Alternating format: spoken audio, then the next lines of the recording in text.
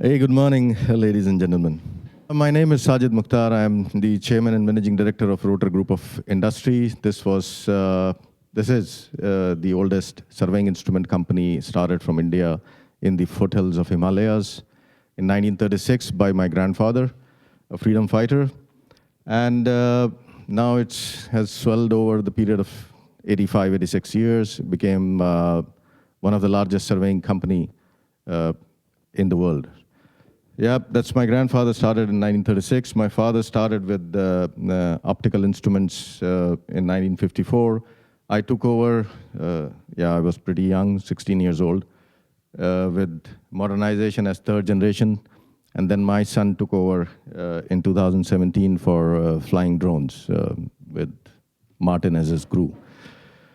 As I have told you that we are a group of 7 companies. Now we do a lot of surveying instrument production. We do a lot of customization. We do a lot of services, projects, provide solutions, software development, and yeah, you name it, and we are there probably.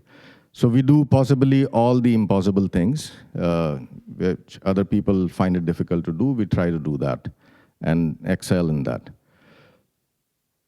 Pretty much spread over the globe. We acquired a company in Toledo, Ohio, which is Rotor Engineering LLC. We acquired a company in Germany, Rotor International GmbH. We have 4 companies in India, 1 in Malaysia. So yeah, pretty much spread. So, DJ, you are getting slow. So I'm a traditional surveyor. So I'll start from what are we mapping here. So we are mapping the globe, which pretty much looks like this, full of trees, plants, rivers, roads. I wish it could have been more in circles, so it would have been more easier for us to survey, but it's not. So I also started my career from the plane tabling, graduated to mechanical systems that were produced by us, dumpy levels, theodolites, transits, compasses, etc. Then we saw the age of stereoscopy coming up, so we used to produce the pocket stereoscope, mirror stereoscope for all kind of photogrammetric solutions. And then came, when I stepped into business, I started with automatic levels, EDMs, and optical theodolites way back decades ago. Saw a transition to digital theodolite, then EDMs on the top of it, and then a total station. Slowly, then the GPS came, which made a remarkable change in the field of surveying. I mean, the UTM projection was easy, and it's now everybody has a GPS in his phone. So that changed the entire industry, the way the industry was looking. And it started becoming shorter and more precise, cheaper, and more easily available. Went on for a lot of sensors for the initial measurement systems, the INS and the IMU, which changed the way the mapping of large scale is done over a period of time. So we saw a lot of sensors in the car, thanks to Applanix. We saw a lot of sensors now on the aeroplane. And now I think it's a time when drone is changing the world with all these small, easily available, cheaper sensors with very accurate, large-scale mapping. So this is what I'm going to touch. So I have seen myself the evolution of technology from chain that we used to produce way back to total station and then to UAV. But we are still doing the same. So we still create a polygon. We do not shoot the offsets. We don't measure it that way. But of course in coordinates, or we can actually do vice versa. And in photogrammetry, what we are doing currently with the drones. The wings always exist. All you have to do is fly. We started working with Martin and his team way back in 2014, 2015, I think, on drone. They were placed in a place called Adalschlag in middle of nowhere in a jungle. And I went there on a train and I was calling him that, where are we? Because there were like 4 houses there and nobody around. So anyway, So this is something that we have done and we are very proud of over the period of time in our life, that these are some big achievements that we have done. We were the first one to export the transits out of India, produced them and exported them. We were the first one to do digital level in irrigation for leveling. We were also the first one to bring over the mobile mapping system to India with the first time with the payment conditions as well included into. So we were the first one to give engineering grade LiDAR a term which doesn't exist anywhere else. So engineering grade LiDAR is a term given by me, which is in sub-millimeter level. So you do have LiDARs which can actually achieve 0.2 or 0.3 millimeters of accuracy, fixed LiDARs. So having said that, coming back to the country, India, no more a country of snake charmers or Maharajas. It's no more a Gandhi's country, so it's changing very fast. You have a very strong political will now. Things are drastically changing in the country. In terms of drones, I'll tell you later. In terms of topography, let us see what India has. It has high mountains of Himalayas, so this is the only place where you get to fly a drone over 5,000 meters. You have a desert on the west, you have the Deccan Plateau, you have the very treacherous east, which is always prone to cyclones and all. You have a temperature variation from -15 to +50. So when I left Delhi, it was 51. Wow. Yes, so this is one country which is incredible in all sense. So you see everything which you cannot see, because I was asking quantum systems that how high Trinity can take off from. So they couldn't find a ground anywhere in the world to fly more than 4,500 meters, whereas we wanted to fly it from 5,500 meters. And we flew successfully. And it did. Trinity flies to that level also. Yeah. We started with a lot of geospatial workflow into our system. So we started developing softwares way back in, I think, 1995 or something. And we started doing a lot of, because we are a manufacturer ourselves, so we produce things, so we know how things are produced. So I'll tell you later how we played with YellowScan as well. So this is just a snapshot of what we do. So we provide 24/7 support. The support level Rotor has achieved in India is within 24 hours. So you go to the portal, you log in a complaint, and automatically within 24 hours, somebody will get back to you. So it's that efficient. We have 4 offices in India which works for 24-hour service providing for all this kind of questions and related to hardware or to the software, flight planning or anything. Yeah, training is one of our fortes, so we train a lot of people. We believe in the political leadership of India, which says that you have to develop the skill. So I personally like teaching the students and the youngsters, and we invest a lot of money from the company to do that. So we train and teach a lot of people in the modern technologies that we are exposed to, or the knowledge that we have through the experience of decades that we have spent our lives into. Yeah, a very modern geospatial center we established with the German guys in about 9 years back. So we are also maintaining the entire autobahns in Germany, where people come with their largest of the cars and try to drive without any speed. But the autobahns are maintained by us. So the payment conditions and everything is done by us. So this is what, if you go to the Discovery Channel and all, you'll probably see our vehicles running on the road, collecting data every day. And that's the data we produce. And that's how this business model works in India. Mother of all projects that I have seen in my whole life. Now drones, very catchy thing, very fancy thing. Anything that fly actually is very catchy and fancy. You give it to a child, you give it to a girl, you give it to a boy, or anyone. I mean, they love to fly. So anything with the wings, yes. What India is doing, India is taking this technology in a very constructive way. So the political leadership in India has decided that the drone has to play a very serious role in making India forward, taking India forward. So we are, when the world around us is using drone for destruction for, whatever reasons, we are using it for construction. So the Prime Minister started a scheme called Swamitwa. Swamitwa means ownership. After 420 years, India has gone into mapping all those areas which has never been mapped, but they are there, the settlements are there.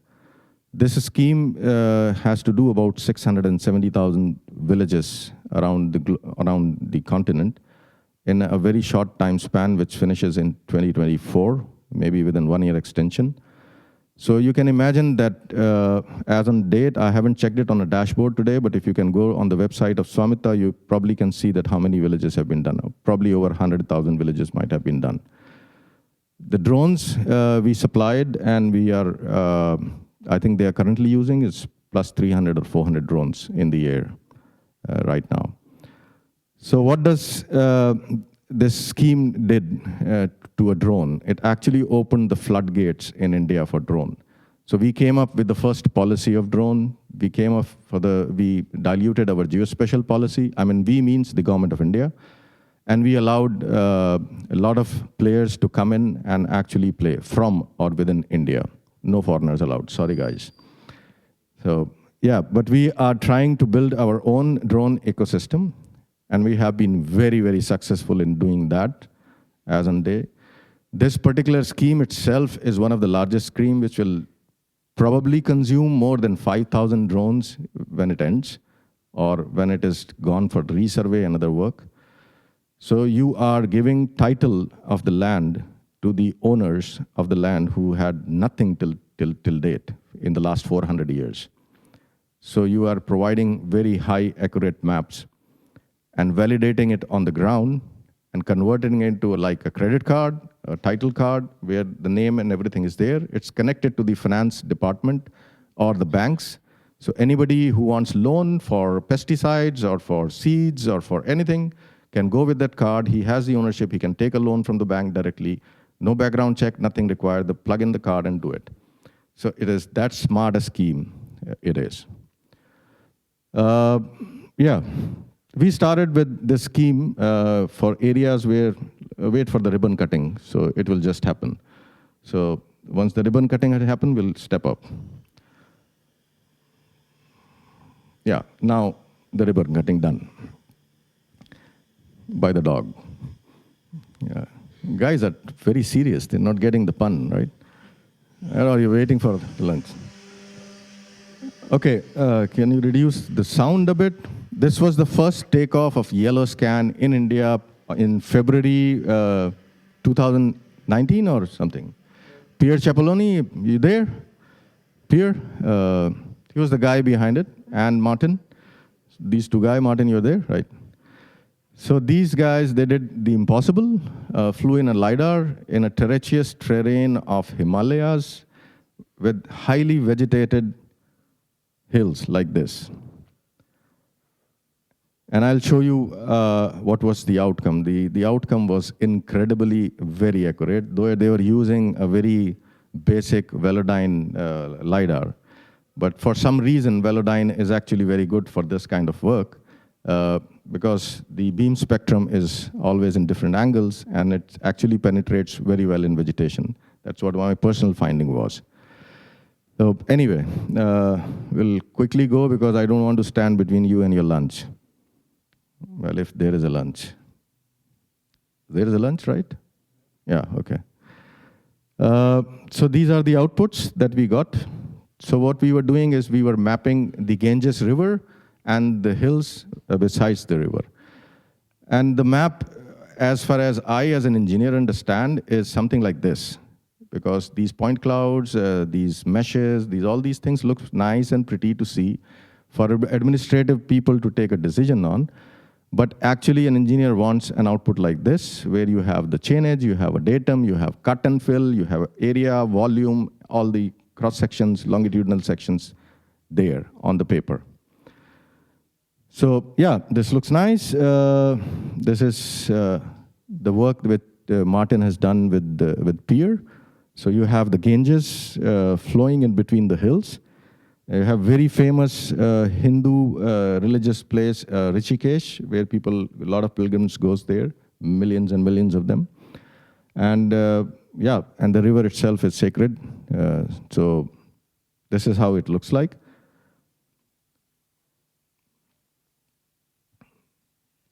Just record the vegetation on the hills right now in this, and the next slide probably will show you how good it looks without the vegetation with the help of the LiDAR. This. So being a traditional surveyor, I have never seen something like this before. So I was like really surprised, very excited, very happy, because we were doing point-to-point calculations. Yesterday, somebody was making a presentation telling that total station is more accurate than the LiDAR, which I think I differ to agree, because total station is pretty accurate point-to-point calculations or computations, but nothing to beat LiDAR. It's project-specific. So how many people will do geodetic surveying requiring that kind of accuracy of point-to-point calculations? Probably hardly anyone, only the state-run agencies.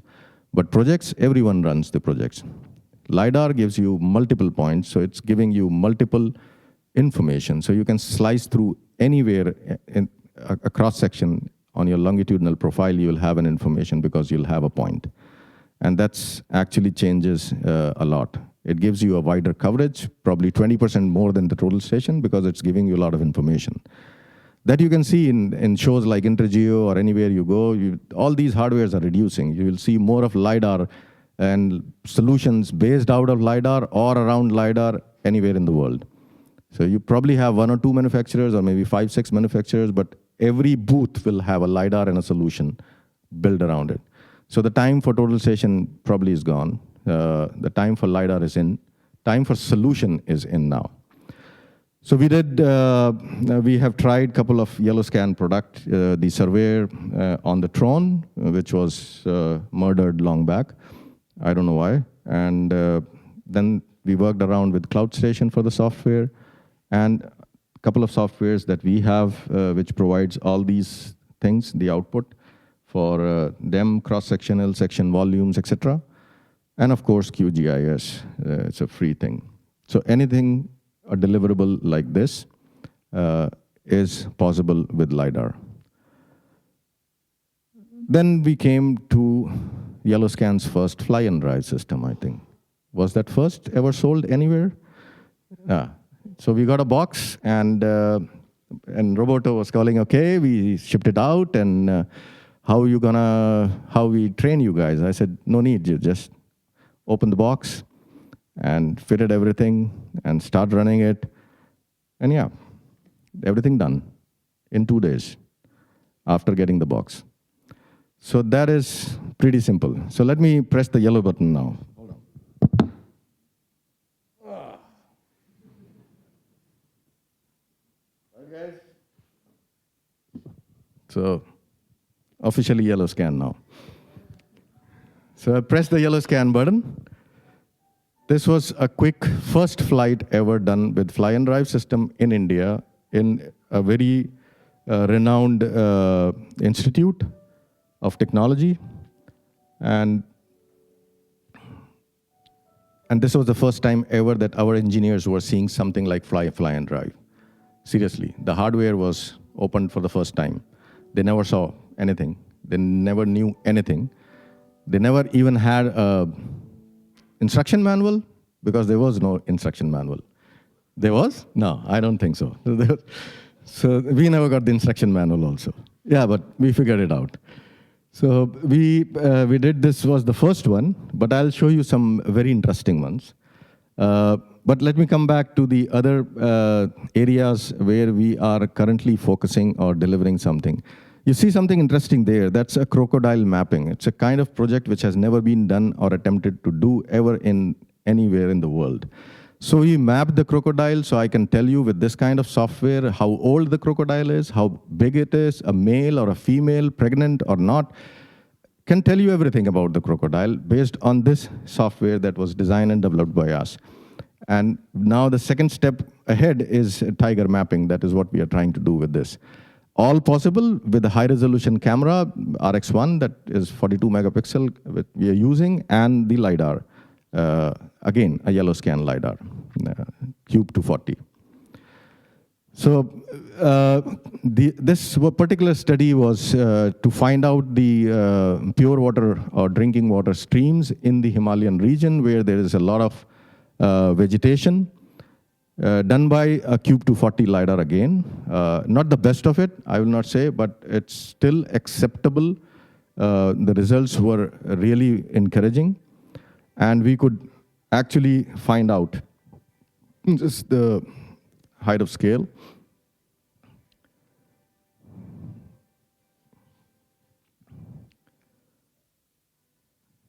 This is one of the project of Government of India to find out palatable water and to stream it down and use it for the areas where there is a drinking water problem in India. So this is Planning Commission's one of the upcoming projects which we are involved into. And this is what we got. Maybe we can show you another thing. This was in aerial mapping. This was again with the Cube 240. This is an 8th century temple in the northwest hills of Arunachal Pradesh in India. So they were widening the road. They wanted the entire thing.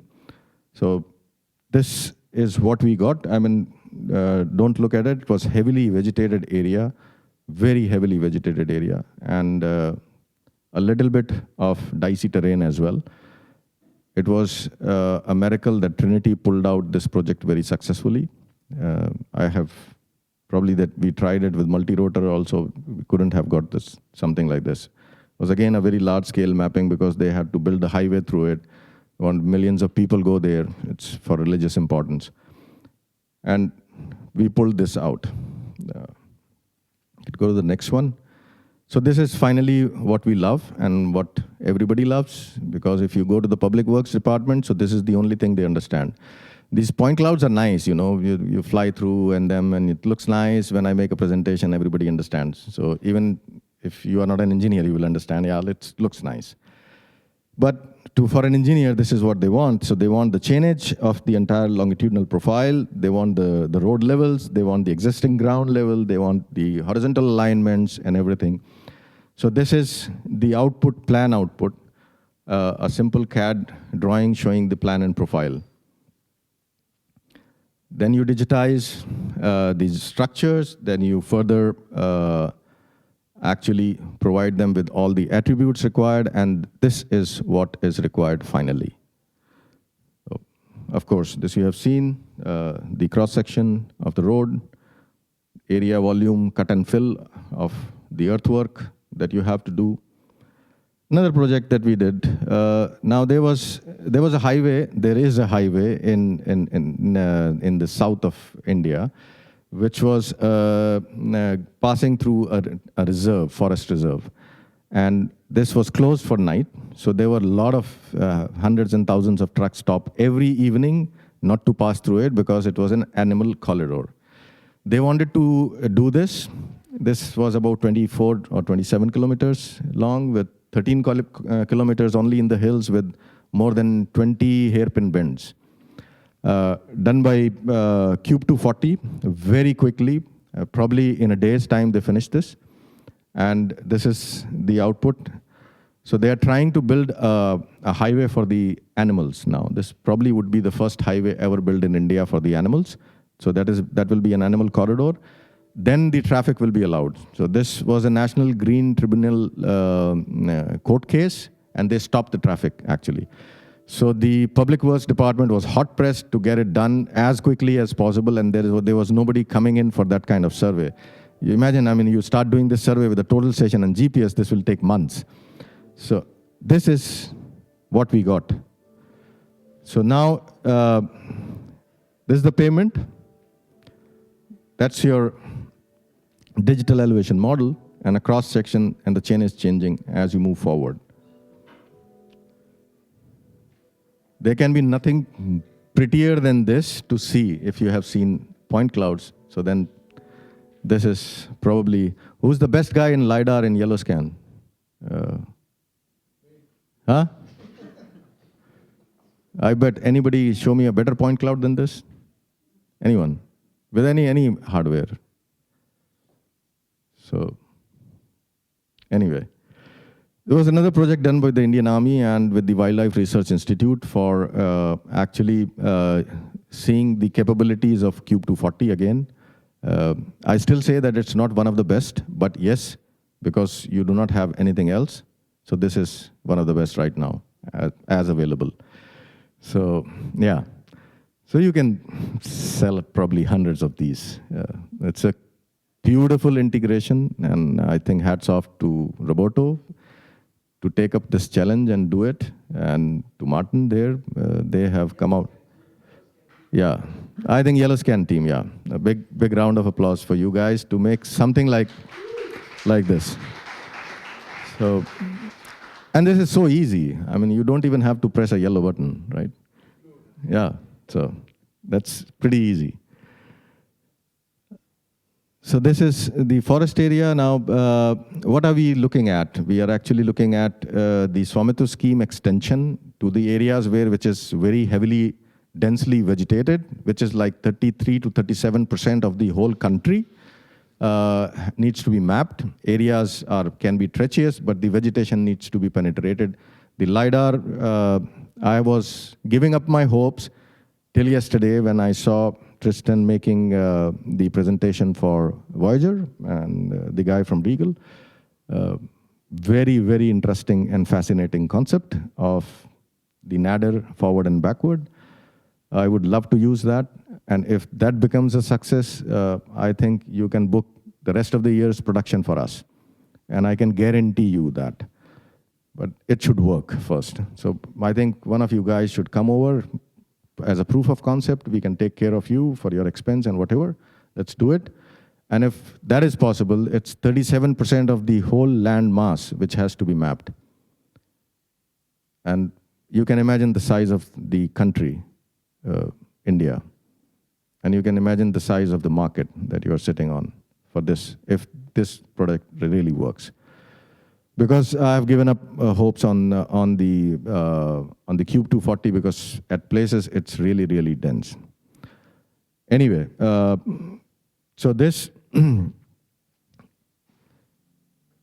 currently one of the best, or maybe the best geomatics drone ever built anywhere in the world, Trinity, no doubt about it.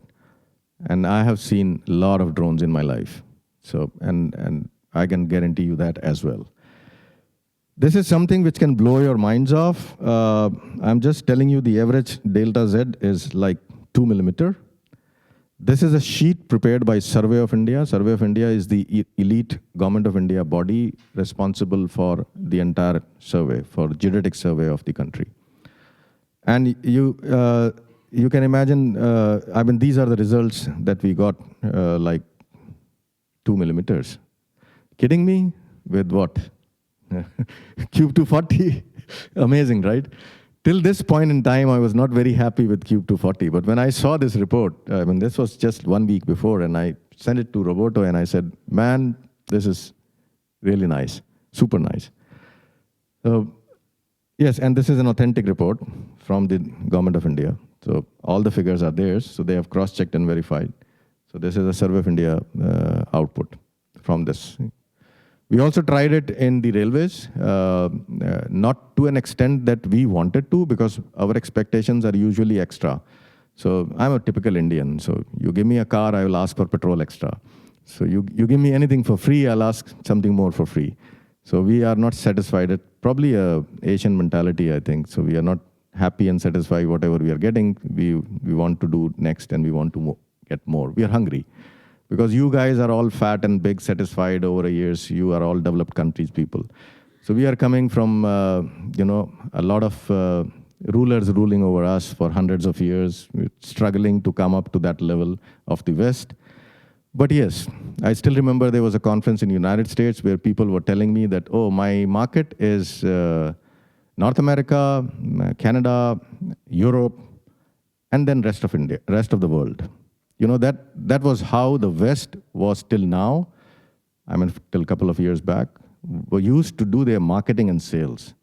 I have attended a lot of marketing and sales conferences. and they used to have the same tagline.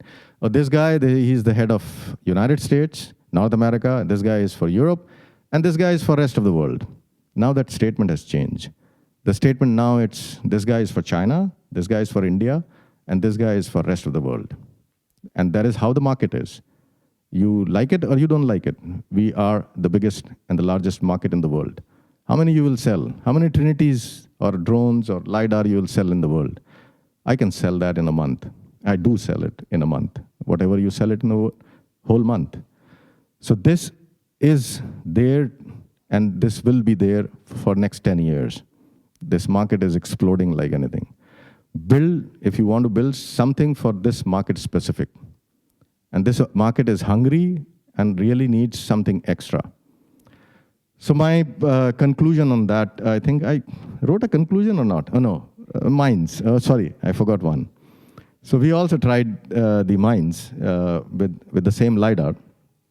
So something interesting, maybe you should see that. Martin, you haven't seen it, right? So you should see this one too.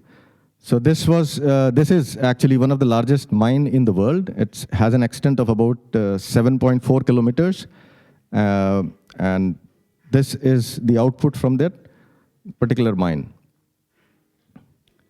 So this is a zinc mine, if I'm not mistaken, right? This is for Hindustan Zinc. This is from Vedanta, one of the largest company in the world for mining. Yeah, guys. Coming to the end, this is what my conclusion says. So what we are looking at now, we are looking for a market size of India. We are looking in the areas for railways, for roadways, for smart cities. There are 100 smart cities already decided. There are 1,000 cities recognized now, marked for getting smarter. So they will not be smart cities, but getting smarter. So 1,000 cities, that's the market size I'm telling you. Then you have irrigation department, you have solar cadastral, you have power lines, which is also becoming the biggest network of power lines. Road, we are building 33 kilometers of fresh road every single day. That's a world record. Nobody can build 33 kilometers of road in a day. India is doing that currently. So what next? Something like a Voyager? Definitely yes. I'm very curious and I would like to see that in action. I would like to bring it back, maybe through YellowScan, because I don't think Deagle will ever come with us for that selling. But yes, Voyager will be my next target, and you guys have to help me out on that to prove it. Digital twin, power lines, road, everything. I think it works, it fits perfectly in our requirements. If it is what they say it is. And I'm just taking it on the face value of whatever you have presented in half an hour yesterday. Okay? No pun intended in that. Yeah, so there is also a need of integration of the civil engineering 2D planimetric output, which everybody in the world actually wants in the cloud station. I don't know whether the YellowScan has ever thought about it or not, but it's about time that you should, because that is what all engineers required. Better telemetry link, because we have a lot of problems with that. So I think there's something, Tristan, you will have to look into. Yep. Yellow cannot be the new black. Well, the black is one color not liked by the Indians. Yellow is always like a sun, right? And you guys rock. You guys really rock. I'm in a company like YellowScan, I'll tell you. I mean, it's not an inventor of things. It doesn't have a product. It doesn't have anything. It's a company of emotions, passion, and substance. This is what you guys have already proven. And I've been watching you guys for the last couple of years. And I mean, the way you have come up with, you really rock. And keep it up, the same passion, the same fire burning, and the same way that you are designing. Thank you so much for having us over. Thank you.